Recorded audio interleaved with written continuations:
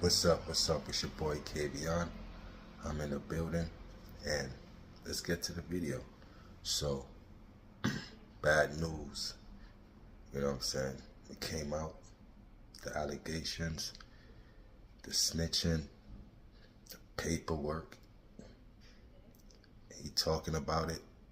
So now that the battle came out, or that the battle is already finished, Bad News talked about it.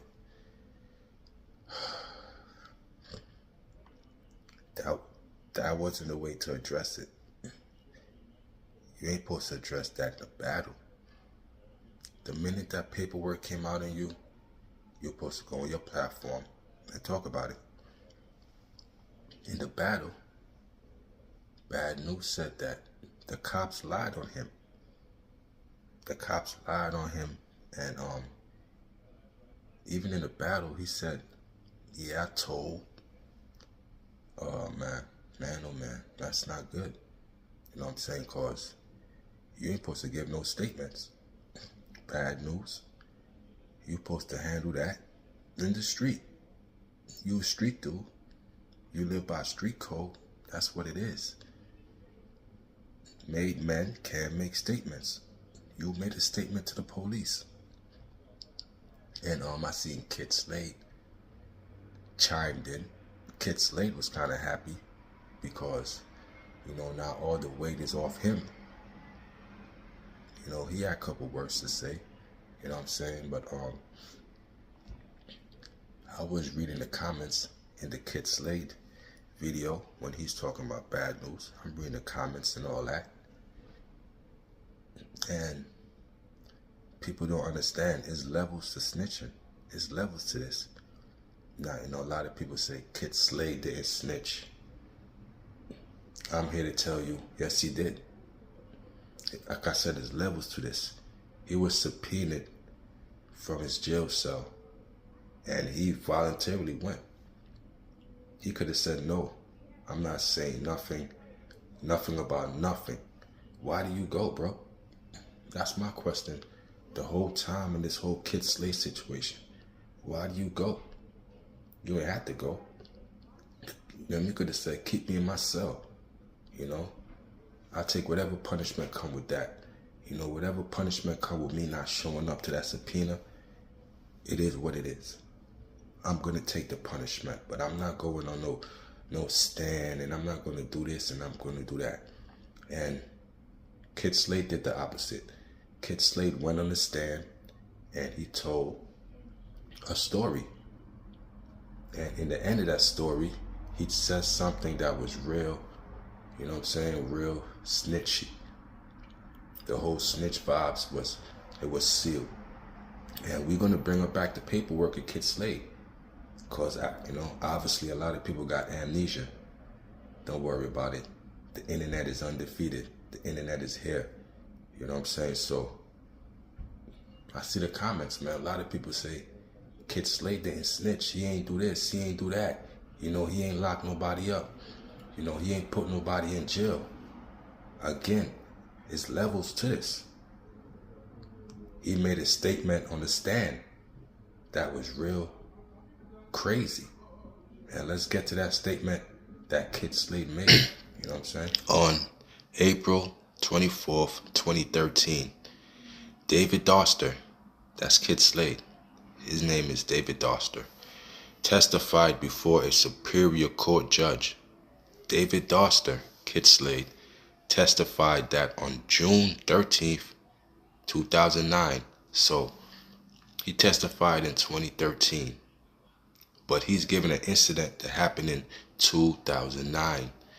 He, Mark Doster, that's his brother, Antoine Gore, and a friend he only known as Josh, were on Brook Street playing basketball. David Doster stated that while at the location, a man he knows only as 8 approached them and said that they were shooting a video in the back of Bedford Street and to go over there and get in the video. David Doster stated that he knew that 8 men, him and his friends, from Bedford Street. Doster stated that they went to the location near the rear of 51 and 53rd Bedford Street. So he's on the stand saying that, he's giving out names, he's giving out locations, and he mentioned a guy named 8, he mentioned his brother, and he mentioned other people. This is why he's on the stand, giving a story that happened in 2013. Given a story that happened in 2013, he's on the stand. So now he goes into detail of what happened at this music video. So Kid Slade, David Doster, said that, and mentioned y'all, he's on the stand giving out all this information. He said once at the location, David Doster stated that in addition to 8, he also remembers Platinum, JJ, Lil Decky, identified as MGBR member or associate James Brown, couple of other subjects he referred to as flunkies as being there. So he's giving a whole layout of everybody who's there. Platinum, you got J Jerk, you got Lil Decky, then he said other flunkies. So David Doster stated that everybody was chilling, laughing, getting ready to shoot the video and getting drunk. David Doster stated that his brother, Mark, was debating with Platinum about rap. So his brother and Mark was talking about rap to this guy named Platinum. David Doster stated that he guessed that 8 didn't like what Mark Doster, Kid Slade brother, was saying, because at the time 8 began to hit Mark Doster in the facial area with a liquor bottle. So Kid Slade get on the stand and he mentioned that his brother was hit in the facial area with a liquor bottle. That's telling, bro. You understand, giving out information on an act that happened, a criminal act that happened. You understand, telling a superior judge this information, a jury, and you amongst your peers in the courtroom. In the courtroom, he said, Kid Slade said, 8 didn't like what Mark Doster was saying because at the time 8 began to hit Mark Doster in the facial area with a liquor bottle. David Doster stated that his brother attempted to defend himself against 8. David Doster stated that he jumped in between 8 and his brother and was trying to break up the fight. That 8 and Mark Doster were punching over him and Platinum. So he's mentioning this fight, and he's mentioning how they're going at it and how other people are joining into the fight. This is Kid Slade on the stand.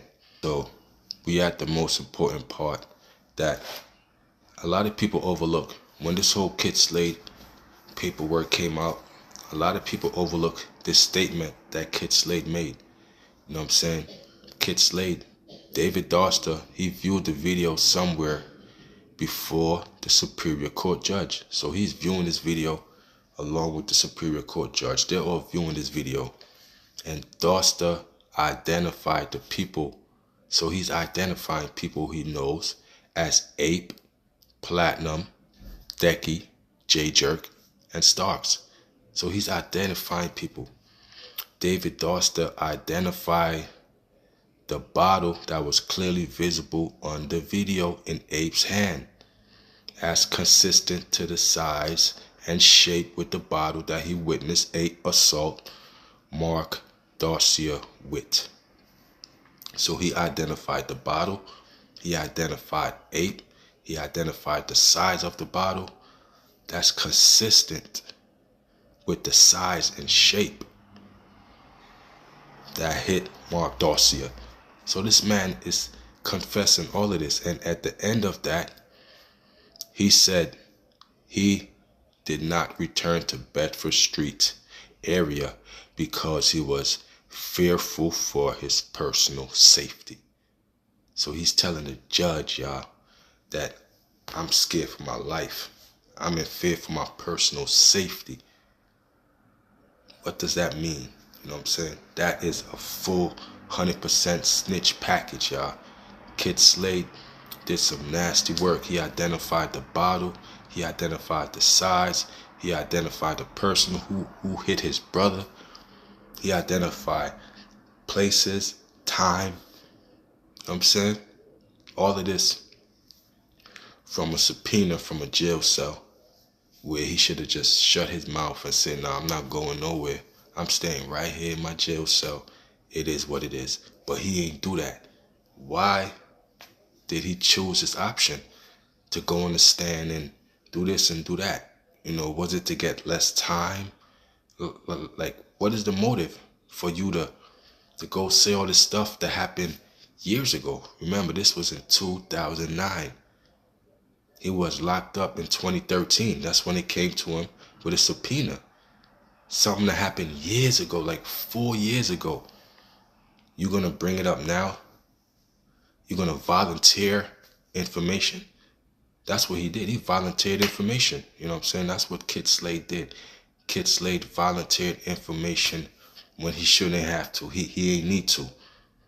Kid Slade didn't need to volunteer the information, but he did. Again, the line that stuck out with me was when he said he did not return to Bedford Street area because he was fearful for his personal safety.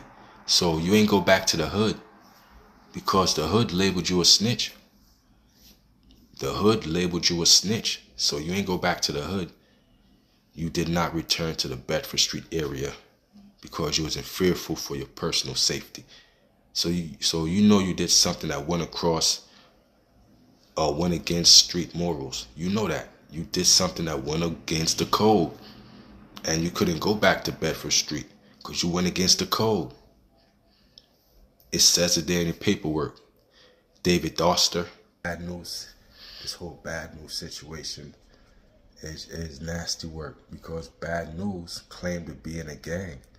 So if you're in a gang and you giving out statements on a person who shot you and robbed you, that's not looking good, bro. That's not looking good at all. And you ain't giving no justification for it. So it's like, you know what I'm saying? Like, that's why, I rocked with Bad News. He's a good rapper, but he was a little too extra, too aggressive for a reason. Now we see why a lot of, you know what I'm saying? Like, you being too extra'd out, it's a reason why you do that. Same thing with 4Extra. 4Extra is the same way. They too extra, bro, when the camera's on. Like, that ain't the real you. Like, that ain't the real 4Extra. Because now everybody's calling out fades with 4Extra. They're like, yo, we here, what's up? Let's get to that. You know what I'm saying? So, the energy you put out, man. A lot of them put out fake energy. And it ends up catching them. It catching them in the long run. Because now Bad News, need to put them with Kid Slade, the Adi Booms. Put them in one group, man. You know what I'm saying? Because, yeah, man. And then a lot of people try to justify it. There's no justifying that. You can't justify it, bro. Because he didn't even talk about it himself. So how are you going to justify something that he didn't even talk about? You know what I'm saying? And, it is what it is. It's like, it's nasty work out here, man. You know what I'm saying? Bad News. You know what I'm saying? Bad News. He ain't some bad news himself. Bad News and some bad news. You know what I'm saying? Man, oh man. But like I said, man, like if his block ain't doing nothing about it, why should somebody else, right? If his gang ain't doing nothing about it, why should somebody else? Because they knew. His gang knew. And he said in the battle, his gang didn't even bring it to the culture. Like, what does that even mean? Just because they didn't bring it to the culture, it don't mean it didn't happen. It just means they didn't want to talk about it. But again, the internet is undefeated. They're going to find out the paperwork, even if it was 10 years ago, 20 years ago. It don't matter. They're going to find it out. And once they find it out, they're going to bring it out. And, that's the end of whatever, whatever, time you was on, it's over. It's over at this point, man. You know what I'm saying? So, yeah, man. It's over. And, Av said if he had it at least 2 more weeks, if he had that 2 weeks before the battle, you know, he said he could have penned in more, you know, more stuff about it. But, you know, you know, it's nasty work, man. I don't know what to say about that, but it is what it is, man. You know, the paperwork on Bad News is out. You know what I'm saying? He's labeled a snitch in this community. And, you know, it is what it is. Kid Slade's talk about it. Kid Slade is also labeled a snitch in this community. So we got snitch on snitch. I'm going to leave it alone, y'all. It's your boy Kavion. Hit that like, subscribe button for your boy. And I'm out the building, y'all.